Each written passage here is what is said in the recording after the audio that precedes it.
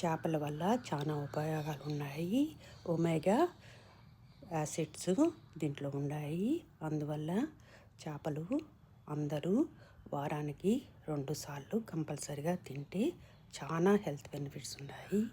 చేపల కూర చేసుకునే విధానము: చింతపండు వేడి నీళ్ళలో నానబెట్టుకొని వడకట్టుకొని తిరగమాత పెట్టుకొని ఆవాలు, మెంతులు, జీలకర్ర వేసి ఎర్రగడ్డలు, పుదీనా, కొత్తిమీర, 2 పచ్చిమిరపకాయలు వేసి బాగా వాడ్చుకొని మనము చింతపండులోనే చేప ముక్కలు, టమాటా ముక్కలు వేసుకున్నాం కదా, దాంట్లోనే పసుపు, ఉప్పు, మిరప్పొడి వేసుకొని ఆ చేపల పులుసుని ఆ తిరమాతలో పోసుకొని కొంచెం ఆముదం వేస్తే చాలా మంచిది, డైజెషన్ బాగుంటుంది.